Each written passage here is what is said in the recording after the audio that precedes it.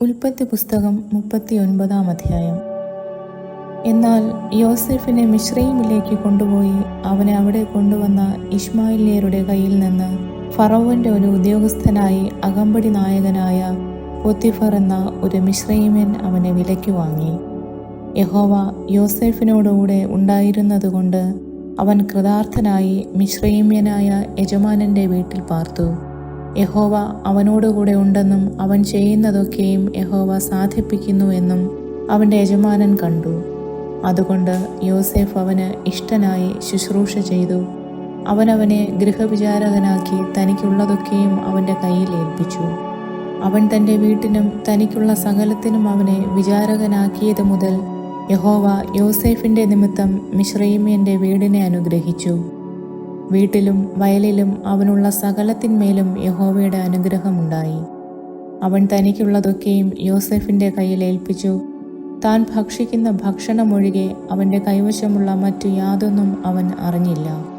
യോസേഫ് കോമളനും മനോഹര രൂപിയുമായിരുന്നതുകൊണ്ട് യജമാനന്റെ ഭാര്യ യോസേഫിന്മേൽ കണ്ണുപതിച്ചു. എന്നോടുകൂടെ ശയിക്ക എന്ന് പറഞ്ഞു. അവൻ അതിന് സമ്മതിക്കാതെ യജമാനന്റെ ഭാര്യയോട്, ഇതാ, വീട്ടിൽ എൻ്റെ കൈവശമുള്ള യാതൊന്നും എൻ്റെ യജമാനൻ അറിയുന്നില്ല. തനിക്കുള്ളതൊക്കെയും എൻ്റെ കയ്യിൽ ഏൽപ്പിച്ചിരിക്കുന്നു. ഈ വീട്ടിൽ എന്നേക്കാൾ വലിയവനില്ല. നീ അവൻ്റെ ഭാര്യയാകയാൽ നിന്നെ അല്ലാതെ മറ്റു യാതൊന്നും അവൻ എനിക്ക് വിരോധിച്ചിട്ടുമില്ല. അതുകൊണ്ട് ഞാൻ ഈ മഹാദോഷം പ്രവർത്തിച്ച് ദൈവത്തോട് പാപം ചെയ്യുന്നത് എങ്ങനെയെന്ന് പറഞ്ഞു.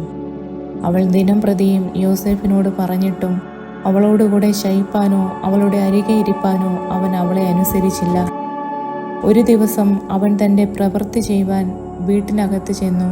വീട്ടിലുള്ളവർ ആരും അവിടെ ഇല്ലായിരുന്നു. അവൾ അവൻ്റെ വസ്ത്രം പിടിച്ചു എന്നോടുകൂടെ ശയിക്ക എന്ന് പറഞ്ഞു.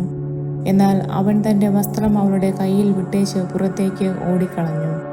അവൻ വസ്ത്രം തൻ്റെ കയ്യിൽ വിട്ടേച്ച് പുറത്തേക്ക് ഓടിപ്പോയി എന്ന് കണ്ടപ്പോൾ അവൾ വീട്ടിലുള്ളവരെ വിളിച്ച് അവരോട്, കണ്ടോ, നമ്മെ ഹാസ്യമാക്കേണ്ടതിന് അവനൊരു എബ്രായനെ കൊണ്ട് വന്നിട്ടിരിക്കുന്നു. അവൻ എന്നോടുകൂടെ ശയിക്കേണ്ടതിന് എൻ്റെ അടുക്കൽ വന്നു. എന്നാൽ ഞാൻ ഉറക്കെ നിലവിളിച്ചു. ഞാൻ ഉറക്കെ നിലവിളിച്ചത് കേട്ടപ്പോൾ അവൻ തൻ്റെ വസ്ത്രം എൻ്റെ അടുക്കൽ വിട്ടേച്ച് ഓടിപ്പോയി കളഞ്ഞു എന്ന് പറഞ്ഞു. യജമാനൻ വീട്ടിൽ വരുവോളം അവൾ ആ വസ്ത്രം തൻ്റെ പക്കൽ വച്ചുകൊണ്ടിരുന്നു. അവനോട് അവൾ അവണ്ണം തന്നെ സംസാരിച്ചു.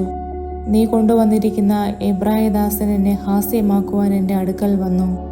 ഞാൻ ഉറക്കെ നിലവിളിച്ചപ്പോൾ അവൻ തൻ്റെ വസ്ത്രം എൻ്റെ അടുക്കൽ വിട്ടേച്ച് പുറത്തേക്ക് ഓടിപ്പോയി എന്ന് പറഞ്ഞു. നിന്റെ ദാസൻ ഇങ്ങനെ എന്നോട് ചെയ്തു എന്ന് തൻ്റെ ഭാര്യ പറഞ്ഞ വാക്ക് യജമാനൻ കേട്ടപ്പോൾ അവന് കോപം ജ്വലിച്ചു.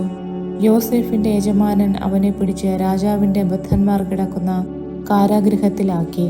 അങ്ങനെ അവൻ കാരാഗൃഹത്തിൽ കിടന്നു. എന്നാൽ യഹോവ യോസേഫിനോടുകൂടെ ഇരുന്നു. കാരാഗൃഹ പ്രമാണിക്ക് അവനോട് ദയ തോന്നത്തക്കവണ്ണം അവന് കൃപ നൽകി.